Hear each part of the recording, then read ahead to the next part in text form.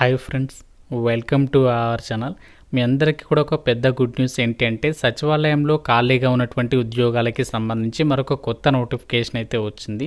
Inter అర్హత ఉంటే ఈ జాబ్స్కి అప్లై చేయొచ్చు. 46,000కి పైగానే సాలరీ వస్తుంది. ఎలాంటి ఎక్స్పీరియన్స్ లేకుండా ఈ జాబ్స్కి అప్లై చేసుకోవడానికి ఛాన్స్ అనేది కల్పిస్తున్నారు. ఈ వీడియోలో మీకు ఈ జాబ్స్కి సంబంధించి ఏజ్ లిమిట్ అండ్ అలాగే సిలబస్, సెలక్షన్ ప్రాసెస్ అన్ని డీటెయిల్స్ని క్లియర్గా చెప్తాను. కాబట్టి చివరి వరకు చూసేసి ఈ యొక్క జాబ్స్కి ఇప్పుడే అప్లికేషన్స్ పెట్టుకోండి. చూస్తున్న ప్రతి ఒక్కరు కూడా వీడియోని ఇప్పుడే లైక్ చేసి ఫస్ట్ టైం ఛానల్ని చూస్తున్న వాళ్ళు సబ్స్క్రైబ్ చేసుకుని దాని పక్కన ఉన్నటువంటి బెల్ ఐకాన్ని కూడా యాక్టివేట్ చేసి పెట్టుకోండి. ముందుగా రిక్రూట్మెంట్కి సంబంధించి ఇంపార్టెంట్ డేట్స్ విషయానికి వచ్చినట్లయితే ఈ జాబ్స్కి సంబంధించి start date of submission of online application వచ్చేసి March 6th అని చెప్పేసి ఇక్కడ ఇచ్చారు. సో ఆల్రెడీ మనకి అప్లికేషన్ ప్రాసెస్ అనేది స్టార్ట్ అయింది. సో లాస్ట్ డేట్ వచ్చేసి మనకి ఇక్కడ 31st March వరకు అయితే టైం ఇచ్చారు. ఈ మంత్ ఎండింగ్ వరకు కూడా మీరు ఆన్లైన్లో అప్లికేషన్స్ అనేవి సబ్మిషన్ చేసుకోవచ్చు. సో మనము జస్ట్ ఆన్లైన్లో అప్లై చేస్తే సరిపోతుంది. ఎక్కడ కూడా మీరు పోస్ట్ చేయాల్సినటువంటి పని కూడా లేదు. ఇండియన్ నేషనల్స్ అందరు కూడా అప్లై అయితే చేసుకోవచ్చు అని చెప్పేసి ఇక్కడ క్లియర్గా ఇచ్చారు. కాబట్టి ఆంధ్రప్రదేశ్ వాళ్ళు, తెలంగాణ వాళ్ళు ఇద్దరు కూడా ఈ యొక్క వేకెన్సీస్కి సంబంధించి అయితే అప్లై చేసుకోవచ్చు. మెయిల్ క్యాండిడేట్స్ అప్లై చేసుకోవచ్చు, ఫిమేల్ క్యాండిడేట్స్ కూడా ఈ యొక్క జాబ్స్కి సంబంధించి అయితే అప్లై అయితే చేసుకోవచ్చు.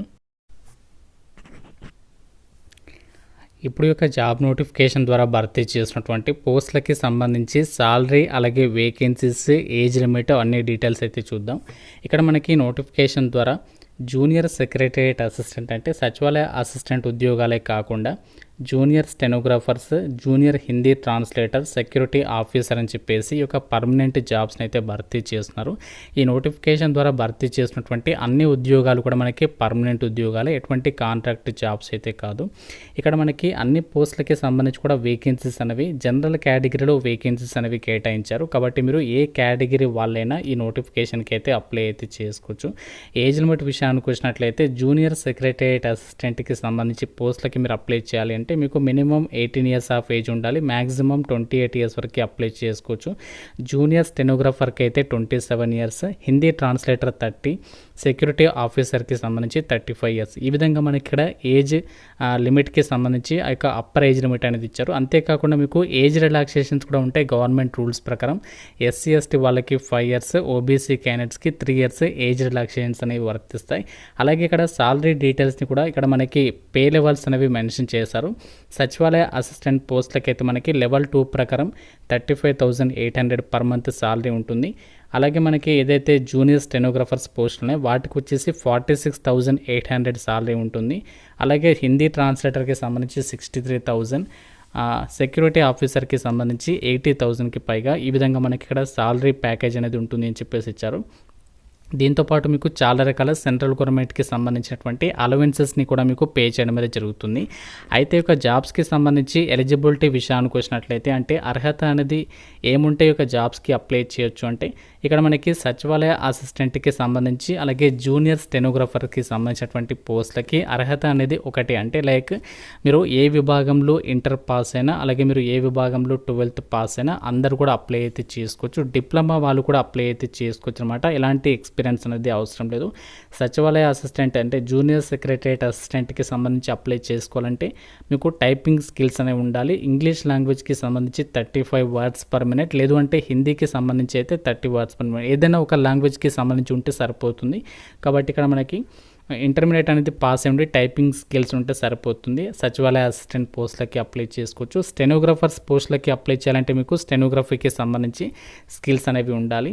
ఈ యొక్క నోటిఫికేషన్కి ఇండియన్ సిటిజన్స్ అందరూ కూడా అప్లై చేసుకోవచ్చు అని చెప్పేసి ఇచ్చారు. మీకు transport allowances, house rent allowances అన్నీ కూడా మనకి గవర్నమెంట్ ఆఫ్ రూల్స్ ప్రకారం మీకు పే చేస్తాము అని చెప్పేసి నోటిఫికేషన్లోనే క్లియర్గా వాళ్ళు మెన్షన్ అయితే చేస్తున్నారు. అయితే యొక్క జాబ్స్కి మనకి సెలక్షన్ అనేది ఎలా చేస్తారు, సెలక్షన్ ప్రాసెస్కి సంబంధించి ఇక్కడ డీటెయిల్స్ విషయానికి వచ్చినట్లయితే మీకు కేవలం ఒకటే ఎగ్జామ్ ఉంటుంది. మీకు ప్రిలిమ్స్, మెయిన్స్ అంటూ ఏమీ ఉండవు. ఒకటే ఎగ్జామ్ అనేది కండక్ట్ చేసి ఒక వేకెన్సీస్కి అయితే ఎంపిక చేయడం జరుగుతుంది. ఇక్కడ దీనికి సంబంధించినటువంటి మీకు డీటెయిల్స్ని కూడా చూపిస్తాను. ఎగ్జామినేషన్ ప్యాటర్న్కి సంబంధించి ఇక్కడ మనకి పోస్టుల వారీగా ఎగ్జామినేషన్ ప్యాటర్న్ ఇచ్చారు.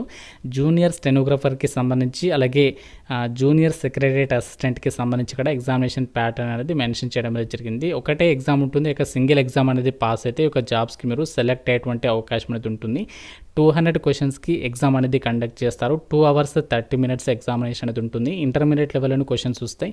Computer based objective type multiple choice questions అనేవి మీకు ఎగ్జామ్ అనేది ఉంటుంది అని చెప్పేసి ఇచ్చారు. ఇందులో మనకి 2 పేపర్స్ అయితే ఉంటాయి. పేపర్ 1 వచ్చేసి 90 minutes ఉంటుంది. ఇందులో మనకి 100 క్వశ్చన్స్ అడుగుతారు. ప్రతి కరెక్ట్ ఆన్సర్కి 2 marks, 200 మార్క్స్కి సంబంధించి పేపర్ 1 అనేది ఉంటుంది. ఎటువంటి నెగటివ్ విధానం అనేది ఉండదు పేపర్ 1లో. ఇందులో మనకి ఏ టాపిక్స్ నుంచి క్వశ్చన్స్ వస్తాయంటే general intelligence, quant, reasoning, problem solving, situational judgment topics మీద క్వశ్చన్స్ అడుగుతారు.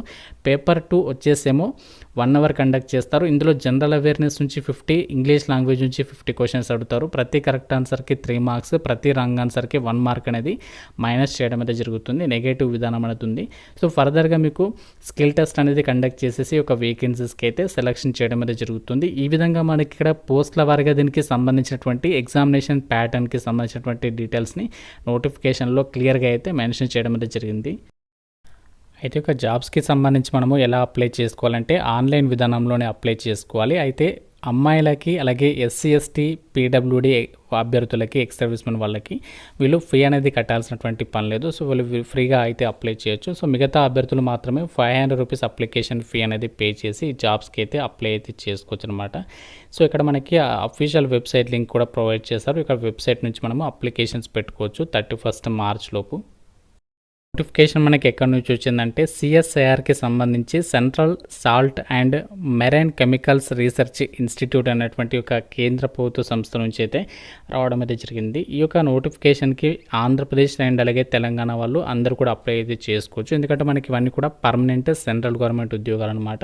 ఆల్ ఇండియన్ సిటిజన్స్ అందరూ అప్లై అయితే చేసుకోవచ్చు. నేను అప్లై లింక్ అనేది ఇచ్చాను కదా, ఆ లింక్ పైన క్లిక్ చేస్తే మీకు ఈ విధంగా వెబ్సైట్ అనేది ఓపెన్ అవుతుంది. ఇక్కడ మీకు అప్లై అని చెప్పేసి కనిపిస్తుంది. సో దీనిపైన క్లిక్ చేయాలి. సో క్లిక్ చేయగానే మీకు అప్లై చేయడానికి సంబంధించినటువంటి వెబ్సైట్ అనేది ఓపెన్ అవుతుంది. సో మీరు ఇక ఇదే వెబ్సైట్ నుంచి మీరు అప్లికేషన్స్ అయితే పెట్టుకోవచ్చు. ఇక్కడ ఇంపార్టెంట్ డేట్స్ అనేవి ఇచ్చారు. సో మీరు ఇందులో మీరు ఏ జాబ్కి సంబంధించి అయితే అప్లై చేసుకోవాలనుకుంటే అన్ని కూడా చెక్ చేసుకొని, ఇన్స్ట్రక్షన్స్ అన్ని కూడా చెక్ చేసుకొని ఈ జాబ్స్కి అయితే అప్లై అయితే చేసుకోండి. ఇంకా మీకు ఏమైనా డౌట్స్ ఉంటే జాబ్స్కి సంబంధించి నాకు కామెంట్ రూపంలో అయితే అడగండి. ప్రతి ఒక్కరు కూడా లైక్ చేసి ఒక వీడియోని మీ ఫ్రెండ్స్కి అయితే షేర్ చేయండి.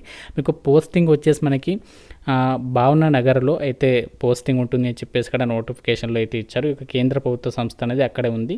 CSIRకి సంబంధించి చాలా చోట్ల మనకి ఆ యొక్క రీజనల్ ఇన్స్టిట్యూట్లు అయితే ఉన్నాయి కాబట్టి మనము ఫస్ట్ ఎక్కడ పోస్టింగ్ వచ్చినా ఫర్దర్గా మనము ఆల్ ఇండియా ట్రాన్స్ఫర్స్ లేబిలిటీ ఉంటుంది కాబట్టి మిస్ చేసుకోకుండా అప్లై చేయండి ఫ్రెండ్స్. ఇది మనకి రిక్రూట్మెంట్కి సంబంధించి details. Thank you friends, have a nice day.